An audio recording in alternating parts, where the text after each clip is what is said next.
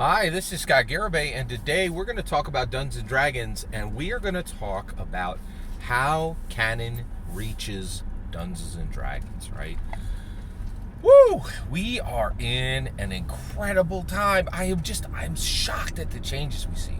So Dungeons & Dragons has the most complex canon of any product that has ever existed in the history of humanity, without exception. And this is not really widely understood. So there are people who study Dungeons and Dragons.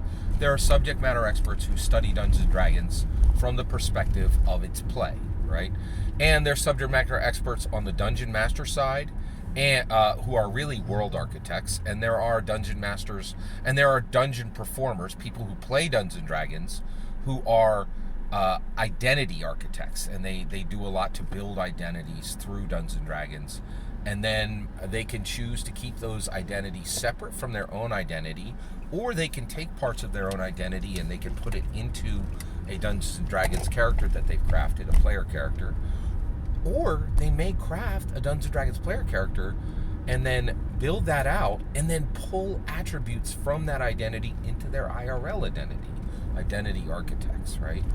But the reality is that the canon on Dungeons & Dragons is absolutely incredible. And what I want to talk about today is the vectors that bring changes to Dungeons & Dragons canon, and how voluminous these changes are, and how it has changed over time, right?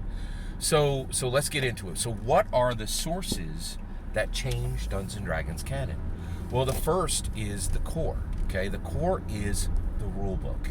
All right, this is the first to establish Dungeons and Dragons canon. Okay, and it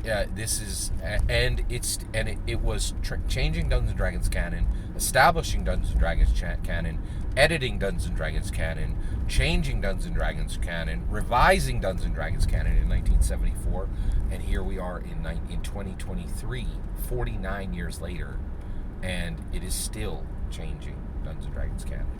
So there's the core, there's the rule books, okay? What is next? Novels. Novels have changed Dungeons & Dragons canon. They've done it directly and they've done it indirectly. Kender, right? Leo Kender was brought forward was really expanded out, and we got to understand what a Kender was. And we really got to understand a definition of a Kender and how a Kender actually functions from over 200 novels, right, from Dragonlance, right? So you have core, you have novels, okay? Next is comic books. Did you know that DC Comics actually published Dungeons and Dragons comics decades ago? And there are still Dungeons and Dragons comics being written today, right? And they change Dungeons and Dragons canon in subtle ways and in very direct ways, right? So you have core, you have novels, right? You have comic books. What's next? Video games. We have video games. We are about to hit. I'm not sure if you're aware of this. This is incredible. We are about to have Baldur's Gate 3. Baldur's Gate 3 is in D&D canon. It came forward from a Dungeons and Dragons video game. And we're about to see one of the greatest changes in canon that has ever happened.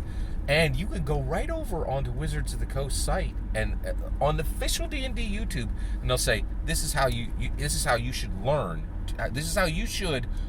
Dungeons and Dragons by playing Baldur's Gate 3. Fully mixed. The canon is mixed, right? Incredible. So you have core, you have novels, you have comic books, you have video games. What's next? Cards, right? Strixhaven changed Dungeons and Dragons canon forever. Arcavios, a world designed to bring characters from the farthest reaches, from the most distant realms, from worlds where the only connection to Dungeons and Dragons might be a single object, a soul ring, existent in the Dungeons and Dragons world, existent in the Warhammer world, right? Like, absolutely incredible, right? But very connected, right? Strixhaven, direct canon on both sides, right? And built with the sole purpose of bringing characters from virtually anywhere, right? Amazing, right?